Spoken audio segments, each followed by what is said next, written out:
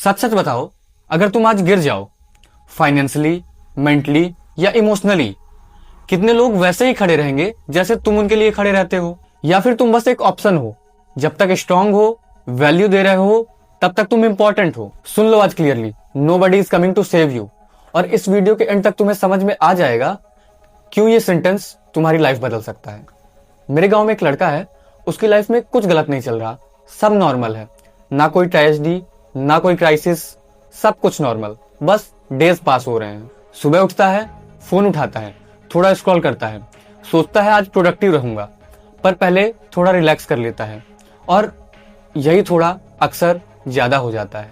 उसके पास प्लान्स हैं, गोल्स है, बेवकूफ नहीं है और लेजी भी नहीं लगता, बस उसकी लाइफ में कंसिस्टेंसी कभी स्टेबल नहीं रही। कभी 3 दिन अच्छा करता है, फिर 4 दिन नॉर्मल, कभी 1 वीक फोकस्ड रहता है, फिर धीरे धीरे रूटीन लूज कर देता है। और हर बार लगता है कि कोई बात नहीं, सबके साथ होता है। और टाइम के साथ एक चीज चेंज होती है, जो कि है उसके स्टैंडर्ड्स। जो काम पहले डिले लगता था, अब वो नॉर्मल लगने लगा है। जो डिस्ट्रैक्शन पहले वेस्ट लगती थी, अब वो डेली रूटीन का हिस्सा बन जाती हैं।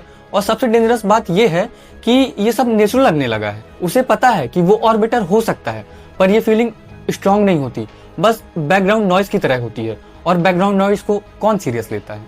फिर एक दिन ऐसा आता है कि वो खुद को किसी से कंपेयर नहीं करता है तो सिर्फ अपने पुराने वर्जन से। और रियलाइज करता है कि एनर्जी थोड़ा कम हो गई है, फायर थोड़ा ठंडी पड़ गई है, और सेल्फ रिस्पेक्ट भी धीरे धीरे स्लिप हो चुकी है। किसी ने छीना नहीं, बस उसने खुद ही धीरे धीरे छोड़ दिया। और यही सेल्फ इंप्रूवमेंट का डार्क पार्ट है। ये शुरू तब होता है जब लाइफ धीरे धीरे कंफर्टेबल होती है, और इसी वजह से लोग इसमें फेल हो जाते हैं। तो मैंने जो ये कहानी आपको इस लड़के की बताई, उससे अब हम कुछ की पॉइंट्स निकालेंगे और उन पे गौर करेंगे। इंप्रूवमेंट तब नहीं रुकती जब तुम फेल होते हो, तब रुकती है जब तुम कंफर्ट को जस्टिफाई करना सीख जाते हो।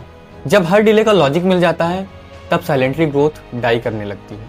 तुम्हारा लेवल तुम्हारे बेस्ट डेज से नहीं, तुम्हारे नॉर्मल डेज से डिसाइड होता है। जो तुम डेली रिपीट करते हो वही तुम हो, और मोटिवेशन के दिन तो बस एक्सेप्शन होते हैं।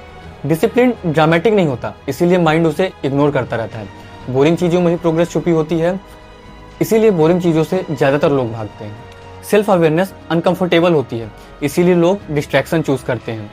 फोन, नॉइज, लोग, सब काम आता है ताकि खुद के साथ बैठना ना पड़े। चेंज का स्टार्ट किसी बिग डिसीजन से नहीं होता, बल्कि एक्सक्यूजेस को नोटिस करने से होता है। जिस दिन तुम ये देखना स्टार्ट कर देते हो कि तुम खुद को किन चीजों में कन्विंस कर रहे हो, उस दिन से धीरे धीरे कंट्रोल वापस आने लगता है। अब समझो, सेल्फ इंप्रूवमेंट का मतलब ये नहीं कि तुम एक नया इंसान बन जाओ, मतलब ये है कि तुम रोज थोड़ा कम झूठ बोलना शुरू करो, वो भी खुद से। क्योंकि एंड में लोग क्या सोचते हैं ये मैटर नहीं करता, पर तुम खुद के साथ शांत रह पा रहे हो या नहीं, ये चीज हर चीज से लाउड होती है। और वही साइलेंस डिसाइड करता है कि तुम बिल्ड हो रहे हो या सिर्फ टाइम पास कर रहे हो। अगर तुम ऑनेस्टली देखोगे ना, तो लाइफ कभी एक दिन में नहीं बिगड़ती, वो धीरे धीरे शेप लेती है तुम्हारे छोटे छोटे डिसीजन से। किसी और को शायद पता भी नहीं कि तुमने क्या चूज किया और क्या अवॉइड किया, पर तुम्हें सब पता होता है। और रात में जब सब सो जाते हैं, तो सबसे लाउड चीज तुम्हारा कॉन्शियंस होता है। इसलिए सवाल ये नहीं है कि दुनिया तुम्हें क्या दे रही है, सवाल ये है कि तुम खुद को कितनी रिस्पेक्ट दे रहे हो।